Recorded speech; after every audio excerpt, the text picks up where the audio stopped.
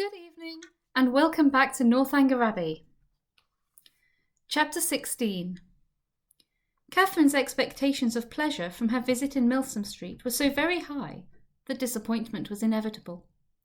And accordingly, though she was most politely received by General Tilney and kindly welcomed by his daughter, though Henry was at home and no one else of the party, she found on her return, without spending many hours in the examination of her feelings, that she had gone to her appointment preparing for happiness which it had not afforded. Instead of finding herself improved in acquaintance with Miss Tilney, from the intercourse of the day she seemed hardly so intimate with her as before. Instead of seeing Henry Tilney to greater advantage than ever, in the ease of a family party, he had never said so little, nor been so little agreeable. And in spite of their father's great civilities to her, in spite of his thanks, invitations, and compliments, it had been a release to get away from him.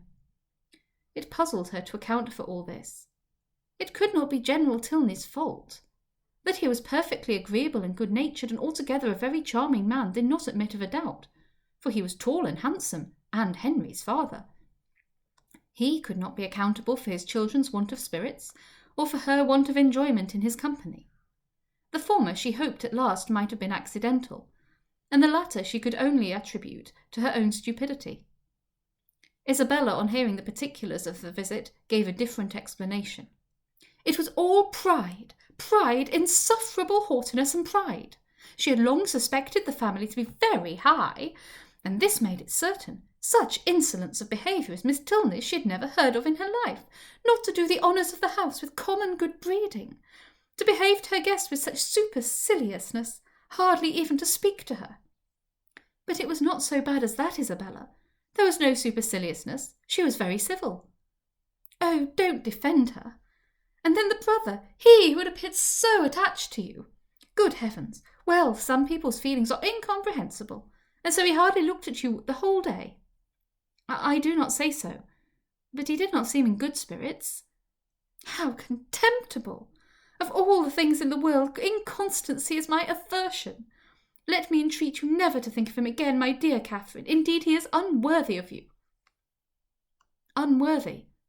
I do not suppose he ever thinks of me. That is exactly what I say. He never thinks of you. Such fickleness! Oh, how different to your brother and to mine! I really believe John has the most constant heart. But as for General Tilney, I assure you it would be impossible for anybody to behave to me with greater civility and attention. It seemed to be his only care to entertain and make me happy. Oh, I know of no harm of him. I do not suspect him of pride. I believe he is a very gentlemanlike man. John thinks very well of him, and John's judgment. Well, I shall see how they behave to me this evening. We shall meet them at the rooms. And must I go? Do you not intend it? I thought it was all settled. Nay, since you make such a point of it, I can refuse you nothing. But do not insist upon my being very agreeable, for my heart, you know, will be 40 miles off. And as for dancing, do not mention it. I beg. That is quite out of the question. Charles Hodges will plague me to death, I dare say, but I shall cut him very short. 10 to 1, but he guesses the reason, and that is exactly what I want to avoid, so I shall insist on his keeping his conjecture to himself. Isabella's opinion of the Tilneys did not influence her friend. She was sure there had been no insolence in the manners either of brother or sister, and she did not credit there being any pride in their hearts. The evening rewarded her confidence. She was met by one with the same kindness, and by the other with the same attention as heretofore. Miss Tilney took pains to be near her, and Henry asked her to dance. Having heard the day before in Milsom Street that their elder brother, Captain Tilney, was expected almost every hour, she was at no loss for the name of a very fashionable-looking, handsome young man, whom she had never seen before, and who now evidently belonged to their party. She looked at him with great admiration, and even supposed it possible that some people might think him handsomer than his brother, though in her eyes his air was more assuming, and his countenance less prepossessing. His taste and manners were beyond a doubt decidedly inferior, for within her hearing he not only protested against every thought of dancing himself, but even laughed openly at Henry for finding it possible. From the latter circumstance it may be presumed that whatever might be our heroine's opinion of him, his admiration of her was not of a very dangerous kind. not likely to produce animosities between the brothers, nor persecutions to the ladies. He cannot be the instigator of the 3 villains in horsemen's greatcoats, by whom she will hereafter be forced into a travelling chaise and 4, which will drive off with incredible speed.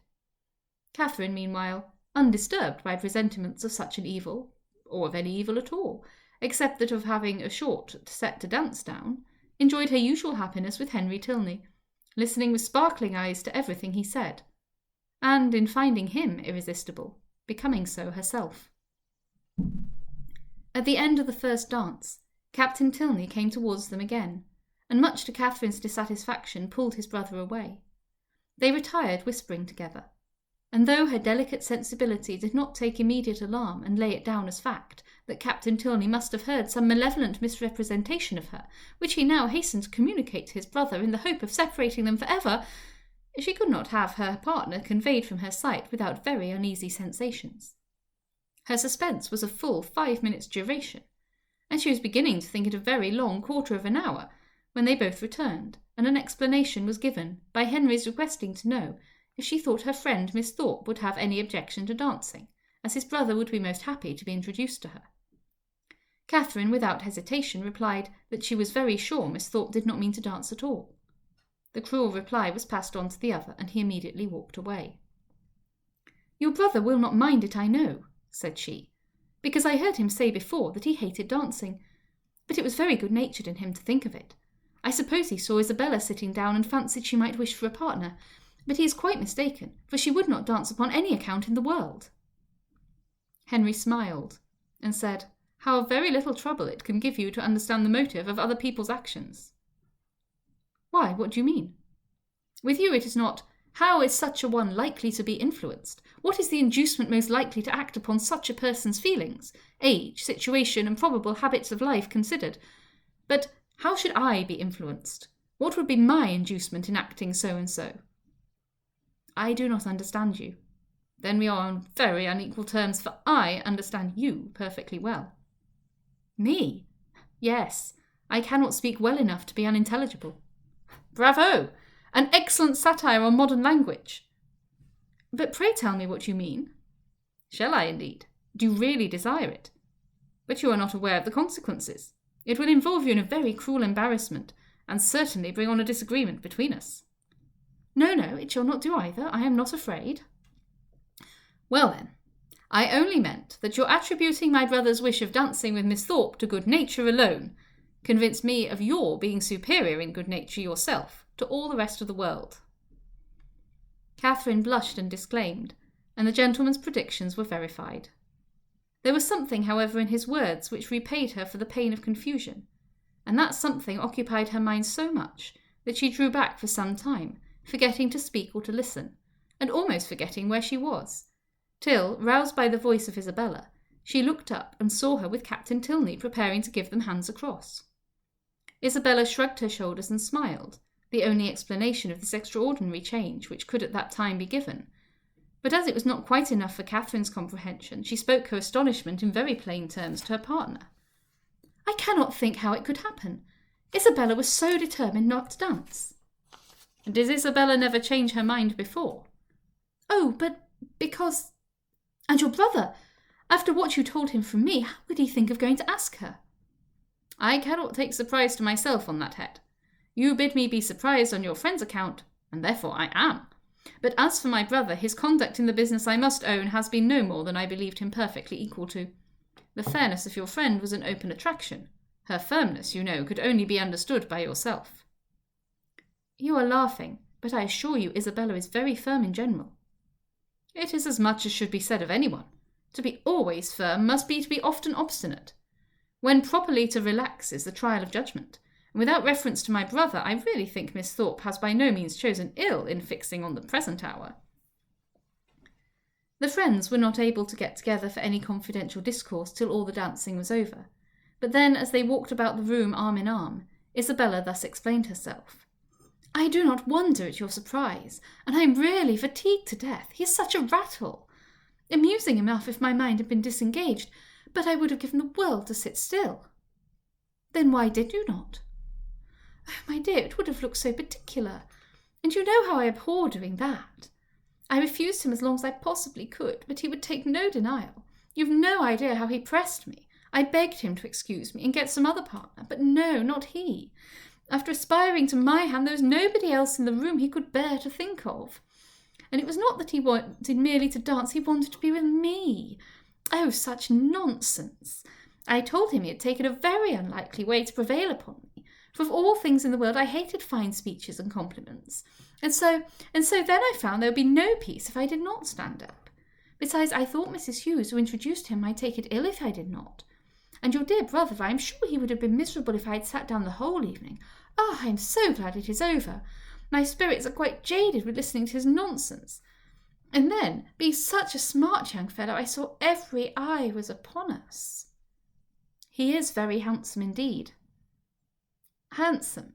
Yes, I suppose he may. I dare say people would admire him in general, but he is not at all in my style of beauty. I hate a florid complexion and dark eyes in a man. However, he is very well. Amazingly conceited, I am sure. I took him down several times, in my way. When the young ladies next met, they had a far more interesting subject to discuss. James Morland's second letter was then received, and the kind intentions of his father fully explained. A living, of which Mr. Morland was himself patron and incumbent, of about £400 yearly value, was to be resigned to his son as soon as he should be old enough to take it. No trifling deduction from the family income, no niggardly assignment to one of 10 children. An estate of at least equal value, moreover, was assured as his future inheritance. James expressed himself on the occasion with becoming gratitude, and the necessity of waiting between 2 and 3 years before they could marry, being, however, unwelcome, no more than he had expected, was borne by him without discontent. Catherine, whose expectations had been as unfixed as her ideas of her father's income, and whose judgment was now entirely led by her brother, felt equally well satisfied, and heartily congratulated Isabella on having everything so pleasantly settled. "It is very charming indeed," said Isabella with a grave face. "Mr. Morland has behaved vastly handsome indeed," said the gentle Mrs. Thorpe, looking anxiously at her daughter. "I only wish I could do as much.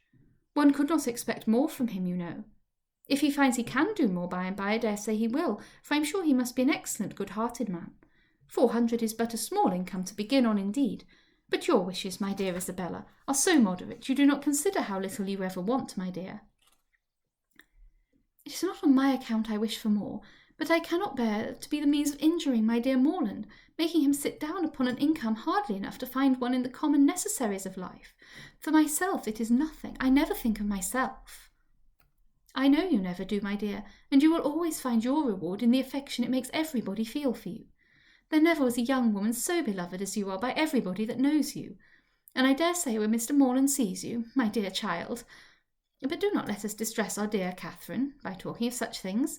Mr. Morland has behaved so very handsome, I always heard he was a most excellent man, and my dear, we are not to suppose but what, if you had had a suitable fortune, he would have come down with something more, for I am sure he must be a most liberal-minded man." "Nobody can think better of Mr. Morland than I do, I am sure, but everybody has their failing, and everybody has a right to do what they like with their own money." Catherine was hurt by these insinuations.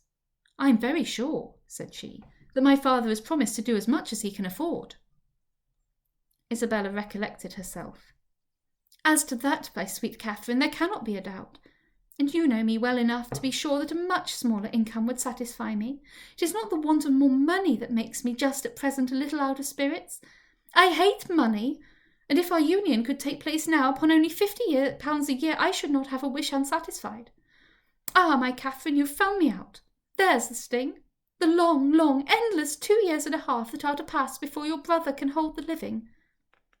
"Yes, yes, my darling Isabella," said Mrs. Thorpe, "we perfectly see into your heart. You have no disguise. We perfectly understand the present vexation, and everybody must love you the better for such a noble, honest affection." Catherine's uncomfortable feelings began to lessen. She endeavoured to believe that the delay of the marriage was the only source of Isabella's regret, and when she saw her at their next interview as cheerful and amiable as ever, endeavoured to forget that she had for a moment thought otherwise. James soon followed his letter, and was received with the most gratifying kindness.